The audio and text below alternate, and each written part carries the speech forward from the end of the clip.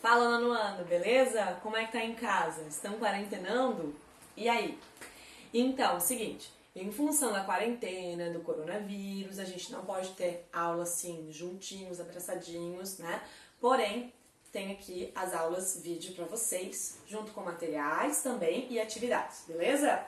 Bom, como é que a gente vai fazer? Primeiro, eu tô acompanhando, eu tô fazendo todo o passo a passo aqui do nono ano, do livro do nono ano. Então, a gente já viu o capítulo 1, que foi a Primeira Guerra Mundial, capítulo 2, que foi a Revolução Russa, e agora a gente vai entrar em Brasil, né, a tão temida história do Brasil, que vocês não tem muita paciência, mas a gente vai começar.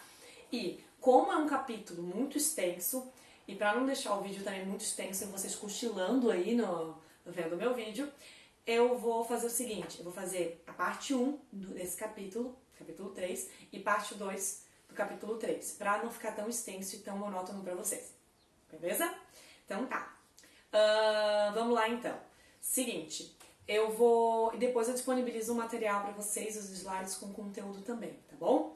Então é o seguinte, gente, a gente vai entrar em Brasil República, né? Então o primeiro período ali que a gente teve de Brasil República que a gente vai ver. E só para a gente reorganizar um pouco, né? A gente já teve um Brasil colonial, a partir do momento da chegada do português, né? Período colonial, tivemos um período de império, onde o Brasil teve um imperador. O primeiro foi o Pedro I, e o segundo foi o Pedro II, olha só. Depois a gente vai entrar em Brasil República, né? Só que eu não posso chegar aqui para vocês e falar, olha, Brasil República começou em 1889, com 15 de novembro, quando Deodoro da Fonseca proclamou a República. Fica muito, parece que foi de um dia para o outro o negócio. Eu decidi então fazer o seguinte, explicar para vocês o contexto que vai fazer com que venha uma república no Brasil, tá? Bem brevemente também, para não deixar o negócio muito desgastante. Mas olha só, quando nós éramos império, Brasil Império, ou seja, quando o Brasil tinha um imperador, a gente tinha uma constituição, onde a gente tinha 4 poderes, o poder legislativo, executivo, judiciário e um maior, que era o poder moderador. Quem tinha esse poder era o imperador. No Brasil Império nós tínhamos a mão de obra predominante, na verdade predominante em boa parte da história do Brasil, a mão de obra escrava africana, né? Nós tínhamos também um predomínio da cafeicultura no período do Brasil Império. Enfim, era mais ou menos esse o contexto. O que vai acontecer? Como a gente vai deixar de ter um imperador e vai ter um presidente da república? Como é que isso aconteceu? Então, alguns fatores vão fazer com que a gente acabe indo para a república. A gente teve de Brasil Império de 1822, quando o Dom Pedro I ele proclama a independência do Brasil, até 1889, né?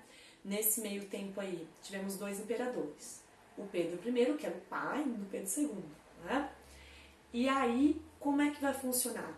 No final já do Brasil Império, mais ou menos ali em 1870, a gente começa a ter um desgaste da figura do imperador, críticas ao imperador. Por quê? Primeiro, o exército vai começar a criticar o imperador, porque o exército está gostando do poder, né? Segundo,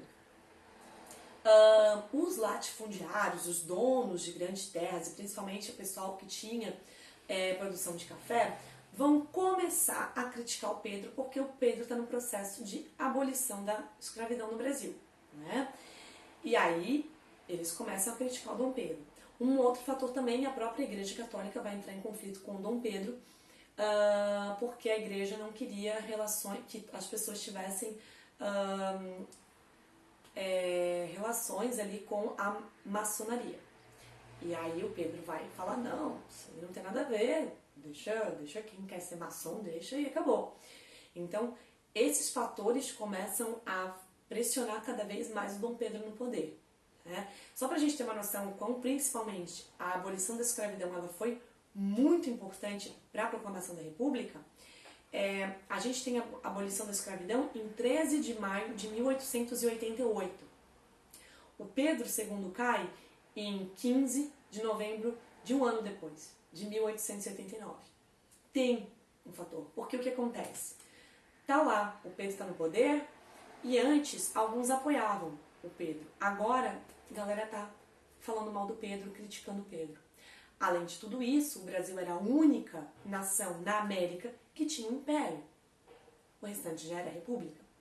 E observação, nós tínhamos uma herança portuguesa ainda. Nosso primeiro imperador, ele foi um português.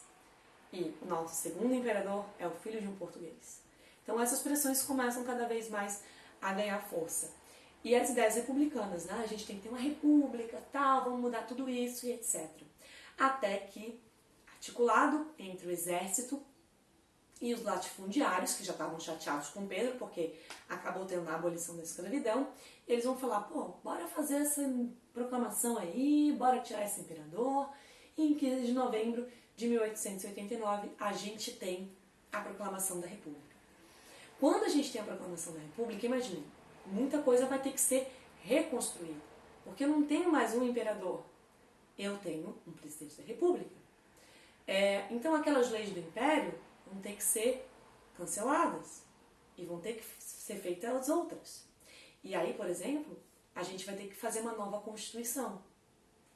Em 1891, a gente vai ter a promulgação de uma nova Constituição. Como assim, Mari? Vão ser criada uma Assembleia Constituinte, vão propor, vão pensar, vão analisar e criar leis para então governar esse novo Brasil. Esse Brasil que, inclusive, esse Brasil republicano, que vai ser muito inspirado pelo próprio Estados Unidos. Tanto é que o nome do Brasil ficou Estados Unidos do Brasil, né? República dos Estados Unidos do Brasil. Então, para a gente ver como a própria Constituição dos Estados Unidos também influenciou na história da nossa República, né? Então tá. Então, em 1891 a gente tem a criação de uma Constituição. Mas espera aí, Mari, tu falou que a proclamação da República ela foi em 1889? Sim. De 1889 até 1891 vão governar o Brasil provisoriamente. Quem é que vai ser o presidente provisório? O próprio Deodoro da Fonseca, o Marechal Deodoro da Fonseca, o cara que proclamou. Ele fica ali cuidando e falando, ó, pessoal, eu tô aqui provisoriamente até a criação de uma Constituição. Massa! Fizeram a Constituição em 1891, legal. E aí os constituintes, aqueles que estavam envolvidos ali na própria Constituição do Brasil, decidiram, ó, o nosso primeiro presidente a partir da Constituição vai ser o Deodoro da Fonseca. Então, em 1891, de novo, o Deodoro da Fonseca vai ser o presidente do Brasil. Só que o mais louco é que ele vai ficar só 8 meses no poder. Ele vai sair nesse mesmo ano, em 1891. Porque havia muitas críticas, porque ele era muito autoritário, ele começou a bater de frente, ele queria fechar o próprio Congresso e tal, enfim. Ele criou uma tensão muito grande, não teve apoio, inclusive, do próprio vice dele, que era o Floriano Peixoto, e aí ele acaba renunciando. Com a renúncia dele, entra o Floriano Peixoto. Mas há bons boatos que o correto não era o Floriano entrar. Porque o correto era ter novas eleições. Por quê? Porque o Deodoro só ficou 8 meses. E para o vice assumir, o que aconteceu? Primeiro deveria ter se passado 2 anos, aí sim o vice poderia assumir. Então era meio que inconstitucional, mas o Floriano Peixoto acabou conseguindo ficar no poder. Então, em 1891, o Deodoro da Fonseca, o Marechal Deodoro da Fonseca renuncia e entra o vice, o Floriano Peixoto. No governo do Floriano Peixoto, qual é a situação? Ele é extremamente também controlador, autoritário, tanto é que o apelido dele era Marechal de Ferro, né? E aí ele vai fazer esse governo mais autoritário que, inclusive, vão ter algumas revoltas, como, por exemplo, a Revolta da Armada, em 1893, que era um grupo insatisfeito com as atitudes, inclusive autoritárias, do Floriano Peixoto, Revolução Federalista no Rio Grande do Sul, que são grupos de oposição e um outro grupo de apoio ao Floriano Peixoto, e a briga também com relação a isso. O Floriano Peixoto, ele era autoritário, como eu acabei falando para vocês, então houve brigas nessa Revolução Federalista. No entanto, o Floriano conseguiu conter esse movimento, enfim. E aí o Floriano fecha o seu governo em 1894. Então, olha só, vamos fazer uma análise agora. De 1889, quando a gente teve o início do Brasil República, né? Até 1894, a gente teve 2 presidentes. E esses 2 presidentes, eles são militares. Tanto é que a gente chama esse primeiro período do Brasil República de República da Espada, porque quem comandou foram militares, tá? Agora vamos falar um pouquinho da situação econômica, desse Brasil República Espada, tá? O que aconteceu? O primeiro-ministro do início desse Brasil, né, ali em 1890, né, o primeiro-ministro vai ser um cara muito inteligente, era considerado um homem muito inteligente, chamado Rui Barbosa, né? Ele era ministro da Fazenda. E aí ele falou, ele era um cara liberal, ele gostava muito das ideias que o próprio Estados Unidos tinha e tal, de economia, de liberalismo. E aí ele falou assim, olha, para o Brasil crescer, a gente tem que industrializar, investir na industrialização do Brasil. E aí ele vai começar a facilitar empréstimos para as pessoas que quisessem fazer indústria, né? E vai dizer para os bancos, olha, empresta dinheiro para a galera, tá? Porque a galera vai fazer indústria, com isso vai ter emprego, vai ter venda, vai ter produção e etc, etc. E o Brasil vai florescer na indústria. Só que, e ele prometeu para os bancos, se a pessoa que pediu dinheiro emprestado para vocês não pagar, deixa que o governo paga e tal, aquela coisa toda. Só que o que aconteceu? O povo acabou criando indústrias fictícias, falsas, e não pagou os empréstimos, ou seja, o negócio começou a ficar uma situação muito complicada e acabou havendo a emissão de papel moeda, muito mais do que deveria. E aí quando eu tenho a circulação de papel moeda, que é o dinheiro, muito grande em circulação, automaticamente o valor da moeda cai. E aí vai ter uma crise inflacionária gigantesca nesse período, do chamado República da Espada. Essa crise a gente chama de crise do encilhamento. Então, peraí, Mário, não entendi nada. O que foi a crise do encilhamento? A crise do encilhamento foi uma crise inflacionária. O Brasil, o Rui Barbosa, ministro da Fazenda, queria industrializar o Brasil, tentou facilitar empréstimos, a população pegou empréstimo, mas não pagou, não criou indústria, houve emissão de papel moeda muito maior do que o correto, automaticamente a moeda desvalorizou e aí a gente entrou numa bola cheia de problema econômico. Isso a gente chama de crise do encilhamento, tá? Então, essa foi a situação.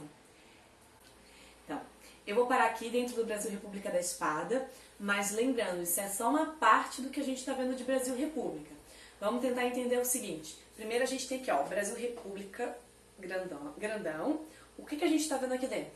A gente acabou de ver Brasil República da Espada, que é de 1889 a 1894, quando sai o Floriano. Quando o Floriano Peixoto sair, a gente vai ter agora uma outra característica de república, que a gente chama de república oligárquica ou república do café com leite. O que é oligárquico? É a república do governo de poucos, né? Na verdade, é um governo para poucos e de poucos, que é um governo que só pensa num pequeno grupo. E aí, que é o café com leite, porque eles falam café com leite porque tem uma relação ali dos cafeicultores paulista com os pecuaristas de Minas Gerais, né? A gente vai ver um pouquinho depois sobre isso, tá? Até 1930. Então, a gente está vendo um Brasil República de 1889 a 1930. Mas dentro desse Brasil existem dois tipos de república, tá certo?